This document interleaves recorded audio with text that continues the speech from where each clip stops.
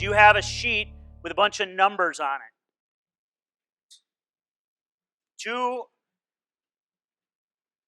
grids, okay? And what you're going to do is each table is going to compete. You're going to share your scores at the end, and the table with the highest score wins. And what you're doing is you're circling the numbers 1 to 100 in chronological order. You got a minute to do it. Now, there's a couple of ways that you can cheat, okay?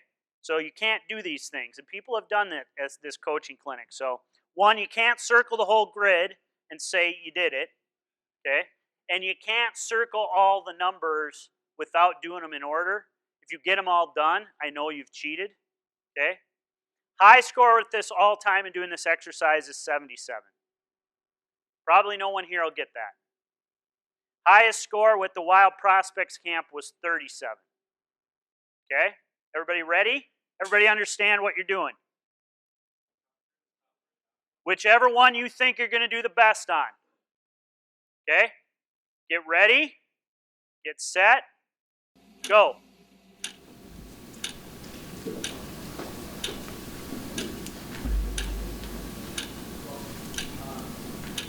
You're stuck. Oh no, you got to 2. Oh, you're stuck.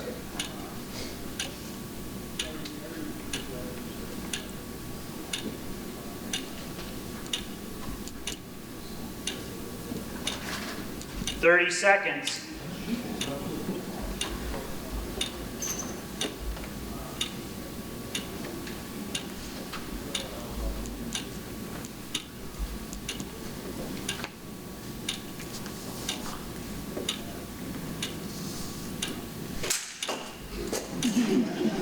Ten.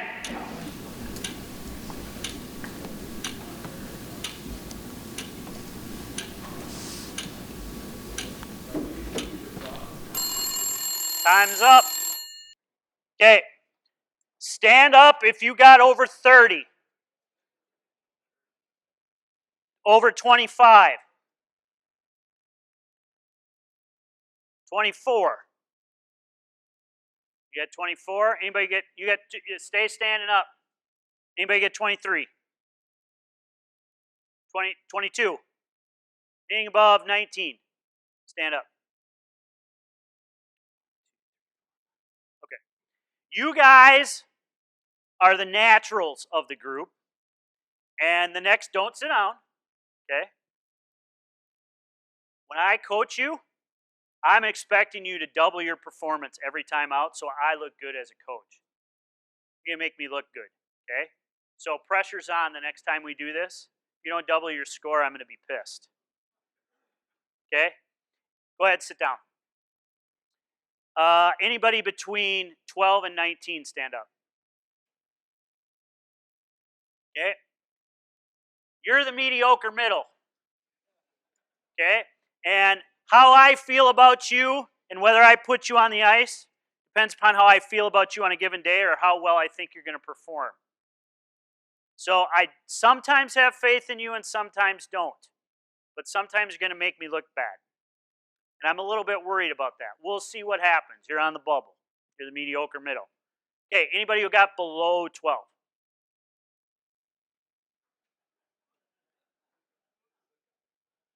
All right.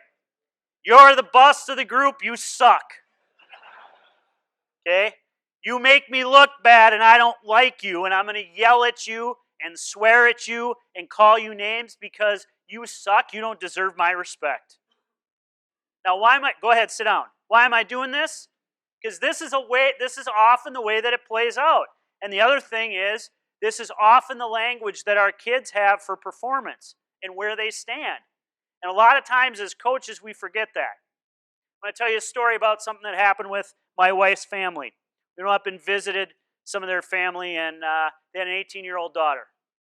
We sat down to dinner, and she said, I'm hot, and I know I'm hot because I dumped my boyfriend, and I got another one 2 days later. I was like, oh, my God.